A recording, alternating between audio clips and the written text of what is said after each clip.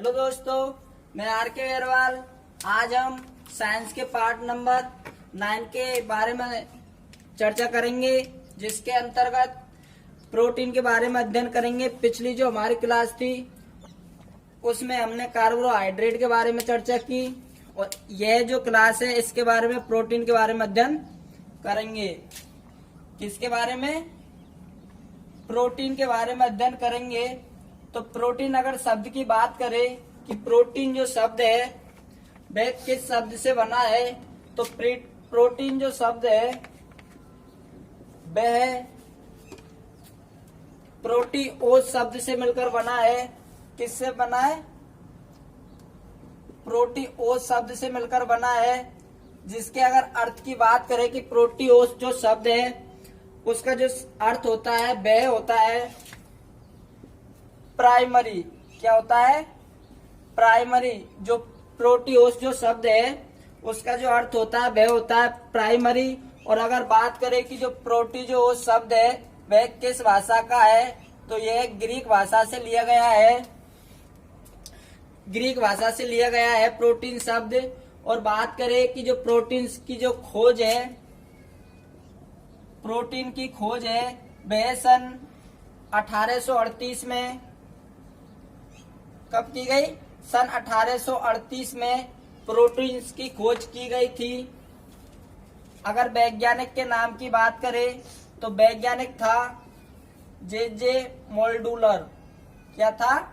जे मोल्डूलर, जिसने सन 1838 में प्रोटीन्स की खोज की। और अगर इसके नामकरण की बात करें, नामकरण की या शब्द की बात करें, तो जो शब्द दिया गया वह 1838 में, सन 1838 में बर्जेलियस नामक वैज्ञानिक के द्वारा प्रोटीन शब्द दिया गया। ये थी प्रोटीन्स की इंट्रोडक्शन प्रोटीन का, कि प्रोटीन शब्द है किस शब्द से मिलकर बना हुआ है? प्रोटीओस शब्द से, जो कि ग्रीक भाषा का शब्द है। और इसकी खोज की अगर बात करें तो इसकी खोज है वह सन 1838 में जे मोल्डूलर के द्वारा की गई थी। और अगर इसके शब्द की बात करें तो इसका शब्द है वह सन 1838 में बर्जेलियस नामक वैज्ञानिक के द्वारा दिया गया। इसके बाद में बात करते हैं कि जो प्रोटीन है, अगर इसकी डेफिनेशन की बात करें, क्यों हमारी बॉडी के लिए प्रोटीन आवश्यक है, तो जो इसकी डेफिनेशन होती है वह होती है कि मानव शरीर के वृद्धि और विकास के लिए प्रोटीन्स की आवश्यकता होती है। किसके लिए? वृद्धि व विकास के लिए प्रोटीन की आवश्यकता होती है। और अगर बात करें कि जैसे कि छोटे बच्चे हैं,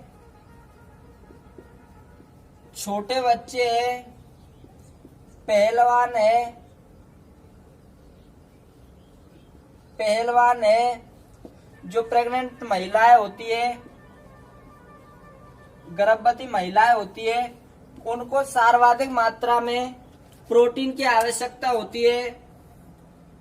और अगर बात करें कि जो हमारा शरीर है, मानव का जो शरीर है, उसका जो कुल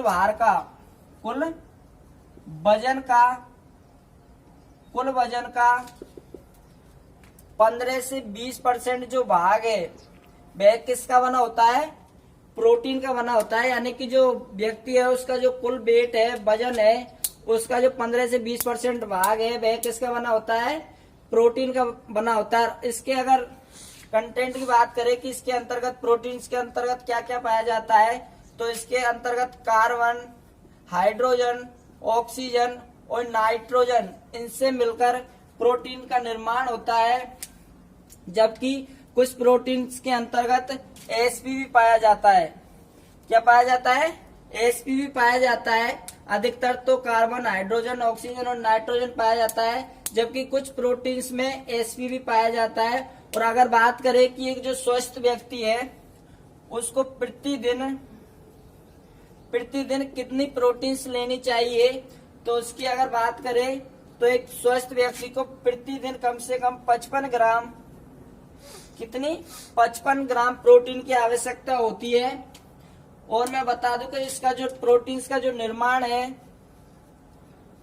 प्रोटीन्स का निर्माण है वह अमीनो अम्लों से मिलकर बना है। किससे? अमीनो अम्लों से मिलकर बना है प्रोटीन्स।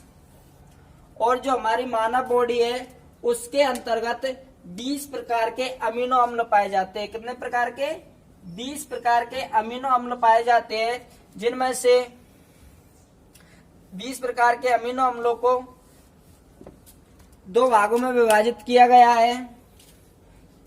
एक में 10 प्रकार के अमीनो अम्लों को रखा गया है और दूसरे भाग में भी 10 प्रकार के अमीनो अम्लों को रखा गया है। एक जो प्रकार के अमीनो अम्ल है यह जो है अनावश्यक होते हैं 10 प्रकार के, तो और जो 10 प्रकार के हैं वह आवश्यक होते हैं। 10 प्रकार के आवश्यक होते हैं, 10 प्रकार के अनावश्यक होते हैं। बात करें कि जो अनावश्यक जो 10 प्रकार के अमीनो अम्ल होते हैं यह तो हमारे शरीर के अंतर्गत पहले से ही प्रेजेंट होते हैं, जबकि अगर जो आवश्यक जो अमीनो अम्ल है वह हमें कहाँ से प्राप्त होते हैं? भोजन से प्राप्त होते हैं। 20 प्रकार के अमीनो अम्ल पाए जाते हैं, जिनमें से 10 प्रकार के तो अनावश्यक होते हैं जो कि शरीर में ही पहले से ही प्रेजेंट होते हैं, जबकि 10 प्रकार के जो आवश्यक अमीनो अम्ल है वे हमें कहाँ से प्राप्त होते हैं? भोजन से प्राप्त होते हैं। अगर इसके कार्य की बात करें कि हमारी बॉडी के लिए प्रोटीन क्यों आवश्यक है, तो कार्य की अगर इसकी बात करें तो हमारी बॉडी के अंतर्गत जो घाव वगैरह होते हैं, घाव होते हैं, कट जाता है, तो उनको भरने के लिए प्रोटीन्स की आवश्यकता होती है। और अगर इसके स्रोत की बात करें कि किन किन चीजों से हमें प्रोटीन सर्वाधिक मात्रा में मिले, तो इसके स्रोतों की बात करें तो इसके स्रोत है, स्रोतों की अगर बात करें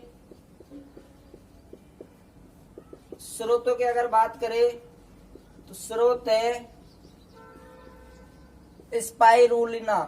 क्या है? स्पाइरुलिना एक पदार्थ है जिसके अंतर्गत 65% प्रोटीन पाया जाता है। अगर हम इसका उपयोग करते हैं तो इसके अंतर्गत 65% प्रोटीन पाया जाता है। उसके बाद में बात करें सोयाबीन की, किसकी बात करें?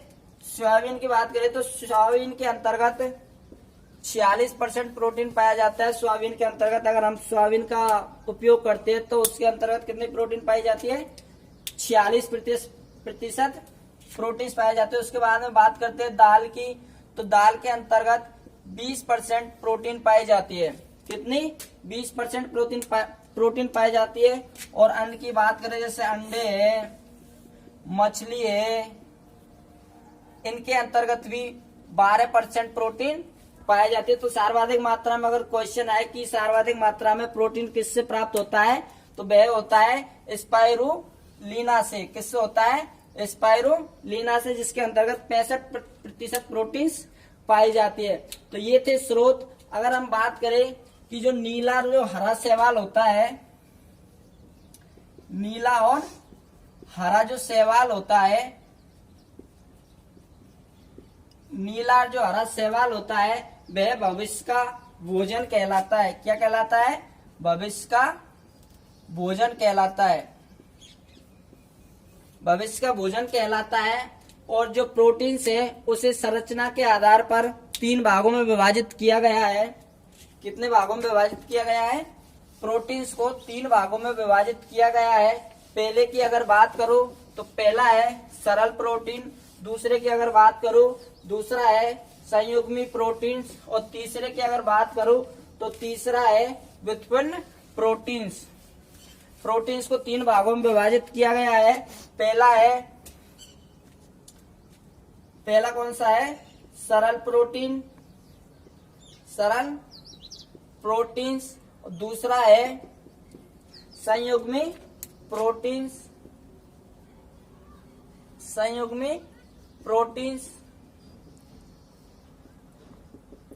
और तीसरे की अगर बात करूं तो तीसरा है व्युत्पन्न प्रोटीन। संरचना के आधार पर कितने भागों में विभाजित किया गया है? 3 भागों में विभाजित किया गया है। पहला है सरल प्रोटीन, दूसरा है सहयोगी प्रोटीन, तीसरा है व्युत्पन्न प्रोटीन। अगर हम बात करें सरल प्रोटीन की, तो सरल प्रोटीन जो केवल अमीनो अम्लों से मिलकर बना होता है। किससे?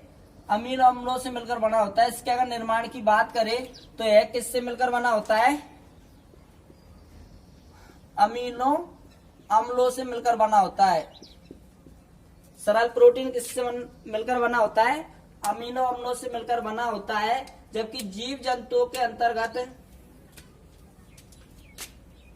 सरल प्रोटीन्स की बात करें तो जीव जंतुओं के अंतर्गत कोलेजन नामक प्रोटीन्स पाया जाता है। कौन सा पाया जाता है? कोलेजन नामक प्रोटीन्स पाया जाता है। और अगर बात करें कि जो पेड़ पौधे हैं, कौन से है? पेड़ पौधे हैं, उनके अंतर्गत रूवेस्को नामक प्रोटीन पाया जाता है सर्वाधिक मात्रा में। जीव जंतुओं के अंतर्गत तो सर्वाधिक मात्रा में कोलेजन नामक प्रोटीन्स पाया जाता है। जबकि पेड़ पौधों की अगर बात करें तो पेड़ पौधों के अंतर्गत रूवेस्को नामक प्रोटीन्स पाया जाता है। और अगर इसके स्रोत की बात करें कि किन किन चीजों से हमें सर्वाधिक मात्रा में सरल प्रोटीन होता है, तो मैंने जो प्रोटीन्स में बताया था सोयाबीन वगैरह है, उनसे ही हमें सरल प्रोटीन भी प्राप्त होता है। और अगर बात करें कि किन किन चीजों में कौन कौन सा प्रोटीन्स होता है, तो जैसे कि हम बात करें कि भैंस का दूध है। किसका दूध है? भैंस का दूध है। तो भैंस के दूध के अंतर्गत कौन सा प्रोटीन पाया जाता है? केसीन नामक प्रोटीन पाया जाता है। कौन सा? केसीन नामक प्रोटीन पाया जाता है। और बात करें अगर कि गाय के दूध की अगर बात करें तो गाय के दूध के अंतर्गत केराटिन नामक प्रोटीन पाया जाता है। कौन सा? इनफैक्ट इनके अंतर्गत कंफ्यूज मत होना, क्योंकि भैंस के अंतर्गत तो केसीन है और गाय के अंतर केराटिन नामक प्रोटीन है। और अगर बात करें कि जो हमारे शरीर के अंतर्गत जो बाल और नाखून पाए जाते हैं, क्या पाए जाते हैं? बाल और नाखून पाए जाते हैं, उनके अंतर्गत केरोटिन नामक प्रोटीन्स पाया जाता है। कौन सा? केरोटिन। ये तो था केराटिन और वो है केरोटिन नामक। ठीक है, बाल और नाखून के अंतर्गत कौन सा प्रोटीन्स पाया जाता है? केरोटिन नामक प्रोटीन्स पाया जाता है। और जबकि बात करें कि हमारे शरीर के अंतर्गत जो त्वचा है, क्या है? हमारे शरीर के अंतर्गत जो त्वचा है तो त्वचा के अंतर्गत कोलेजन नामक प्रोटीन्स पाया जाता है। 3-4 बताए हैं। भैंस के अंतर्गत तो कैसिन नामक पाया जाता है। गाय के दूध के अंतर्गत केराटिन नामक प्रोटीन्स पाया जाता है। और बाल और नाखून है हमारे शरीर के, उनके अंतर्गत केरोटिन नामक प्रोटीन्स पाया जाता है। जबकि त्वचा की बात करें तो त्वचा के अंतर्गत कोलेजन नामक प्रोटीन्स पाया जाता है। इसके बाद में बात करें कि जो संयुग्मी प्रोटीन्स है, दूसरे नंबर का जो प्रोटीन्स है उसके अंतर्गत दूसरा नंबर का प्रोटीन्स है, उसके अगर निर्माण की बात करें तो उसका जो निर्माण है, किसकी निर्माण की अगर बात करें तो इसका जो निर्माण है संयुग्मी प्रोटीन्स का, इसका निर्माण अमीनो अम्लों से प्लस अन्य तत्वों से मिलकर होता है। किससे?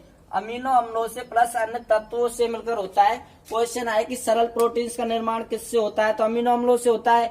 और जो सहयोगी प्रोटीन्स है उसका निर्माण किससे होता है? अमीनो अम्ल प्लस अन्य तत्वों से मिलकर सहयोगी प्रोटीन्स का निर्माण होता है। जैसे कि बात करें हम एग्जाम्पल की अगर बात करें तो एग्जाम्पल है हिम प्लस ग्लोबिन।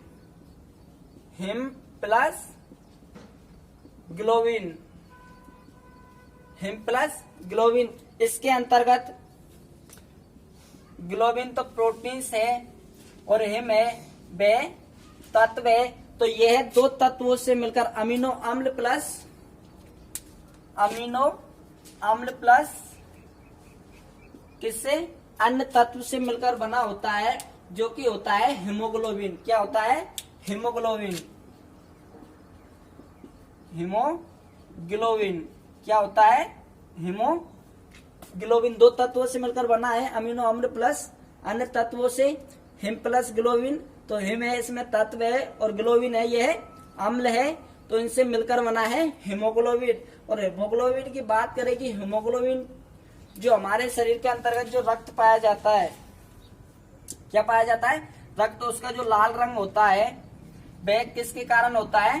हीमोग्लोबिन के कारण होता है। हमारे शरीर का जो रक्त पाया जाता है शरीर के अंतर्गत, उसका जो लाल रंग होता है वह किसके कारण होता है? हीमोग्लोबिन के कारण होता है। हीमोग्लोबिन के अगर कार्य की बात करें तो हीमोग्लोबिन का जो कार्य होता है वह होता है कि हमारे शरीर के अंतर्गत जो O2 होती है उसको ऑक्सीकरण करके हीमोग्लोबिन के रूप में परिवहन करने का कार्य होता है। क्या होता है? हमारे शरीर के अंतर्गत जो O2 पाई जाती है उसको ऑक्सीकृत करके हीमोग्लोबिन के रूप में परिवहन करने का कार्य होता है। जबकि अगर बात करें कि हमारे प्रकृति के अंतर्गत एक केचुआ नामक जो प्राणी होता है, क्या होता है? केचुआ नामक जो प्राणी होता है,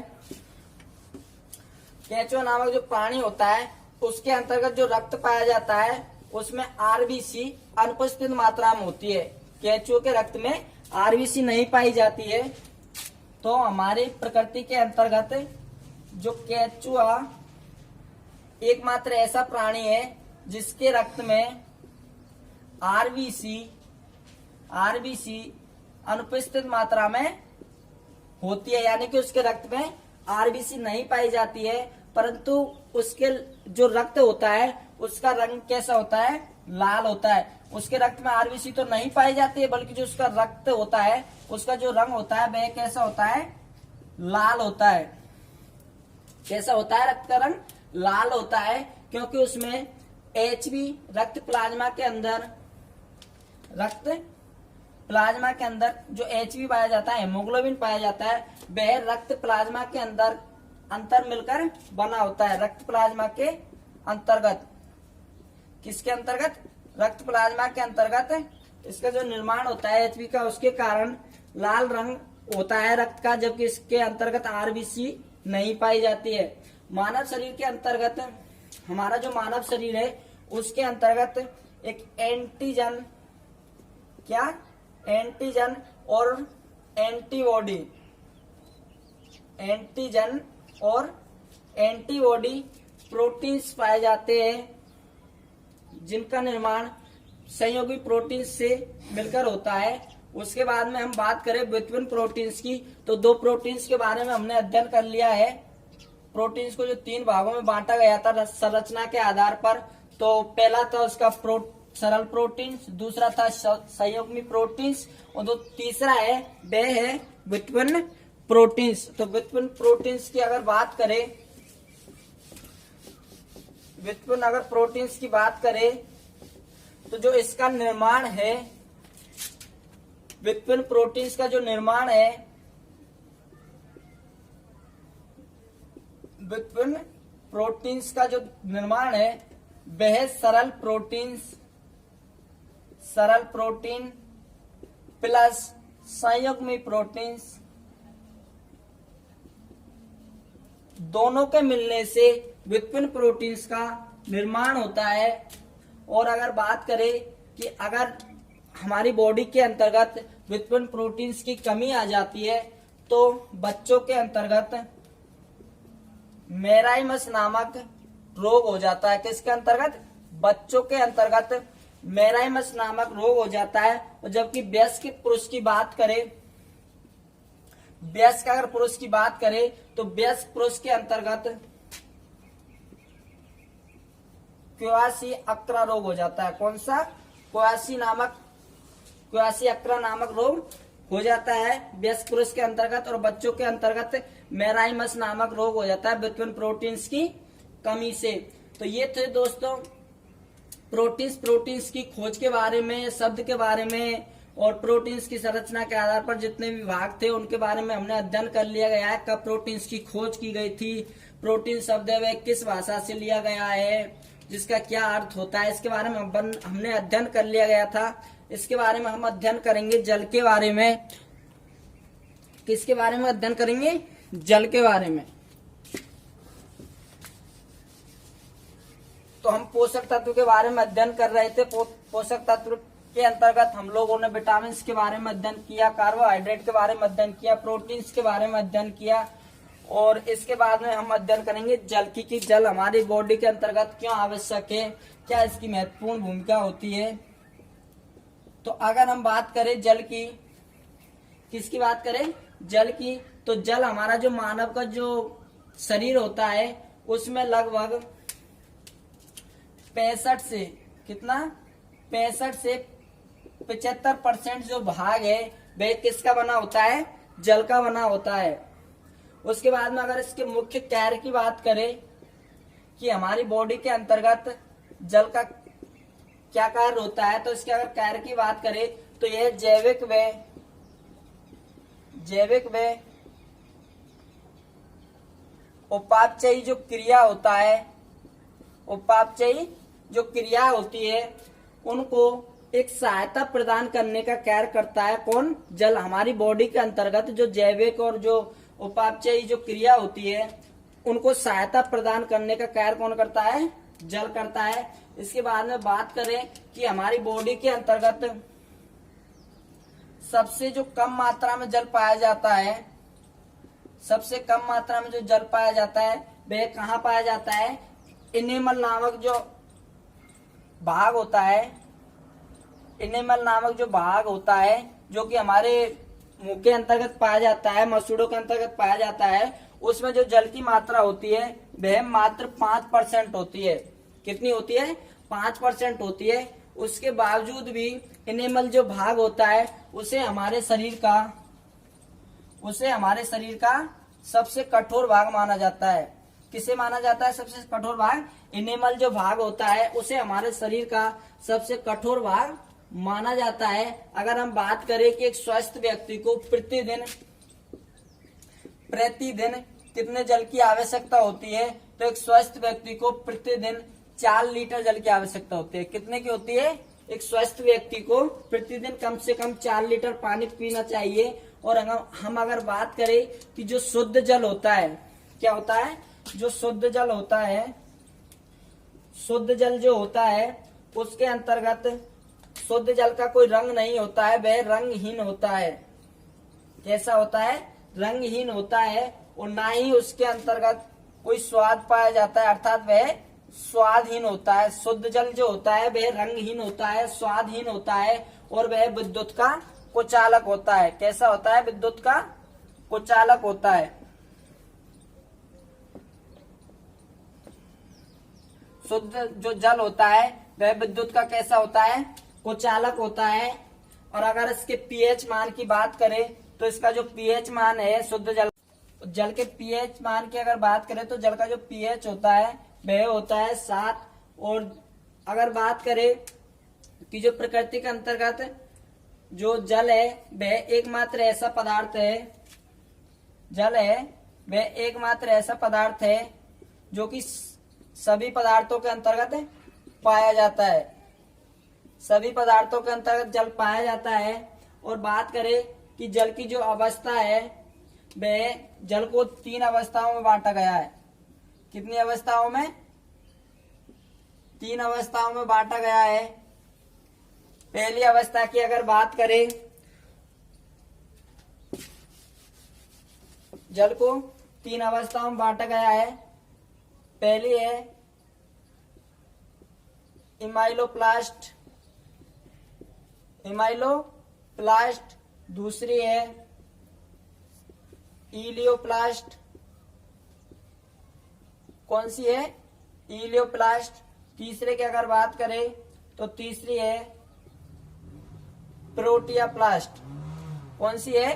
प्रोटियाप्लास्ट। अगर इनके कार्य की बात करें तो जो इमाइलोप्लास्ट होता है वह कार्बोहाइड्रेट का स्टोर करने का कार्य करता है। क्या? स्टोर करने का कार्य करता है। कार्बोहाइड्रेट का स्टोर करने का कार्य कौन करता है? इमाइलोप्लास्ट। जबकि बात करें इलियोप्लास्ट की तो इलियोप्लास्ट है यह वसा को स्टोर करने का कार्य करता है। किसको? वसा को स्टोर करने का कार्य करता है कार्बोहाइड्रेट। इलियोप्लास्ट वसा को स्टोर करने का कार्य करता है। बात करते हैं प्रोटिया की, तो प्रोटिया है यह प्रोटीन को, किसको? प्रोटीन को स्टोर करने का कार्य कौन करता है? प्रोटिया नामक जो जल की अवस्था है यह प्रोटीन को स्टोर करने का कार्य करता है। तो जल की 3 अवस्थाएं बताई गई थी, पहली थी एमाइलोप्लास्ट, दूसरी थी इलियोप्लास्ट, तीसरी थी प्रोटियोप्लास्ट। तो पहली तो एमाइलोप्लास्ट थी, है कार्बोहाइड्रेट का स्टोर करती है, जबकि दूसरी जो इलियोप्लास्ट है वह वसा का स्टोर करती है, और जो तीसरी प्रोटियोप्लास्ट है यह प्रोटीन का स्टोर करती है। जबकि बात करें कि जो हमारा जो जल है वह एक ऐसा मात्र पदार्थ है प्रकृति के अंतर्गत जो सभी पदार्थों में पाया जाता है। जो सभी पदार्थों में पाए जाने के कारण इसे क्या भी कहा जाता है? सार्वधिक विलायक के नाम से भी जाना जाता है। किसके नाम से? सर्वाधिक विलायक के नाम से भी जल को जाना जाता है, क्योंकि यह हमारी प्रकृति के अंतर्गत सभी पदार्थों में पाया जाता है। उस पाने के कारण इसे सर्वाधिक विलायक के नाम से भी जाना जाता है। तो यह था दोस्तों हमारा जल वाला पार्ट। इसमें हमने प्रोटीन के बारे में अध्ययन किया, जल के बारे में अध्ययन किया, और जो अगली हमारी जो क्लास होगी उसमें हम वसा के बारे में अध्ययन करेंगे। किसके बारे में? वसा के बारे में अध्ययन करेंगे। तो दोस्तों हमारे चैनल को, अगर हमारी क्लास अच्छी लगे आपको, तो हमारे चैनल को सब्सक्राइब कर दिया करो, शेयर कर दिया करो, लाइक कर दिया करो, और बेल आइकन को दबाना बिल्कुल ना भूले, ताकि आपके जो दोस्त वगैरह हैं उनको भी पढ़ने का मौका मिल सके।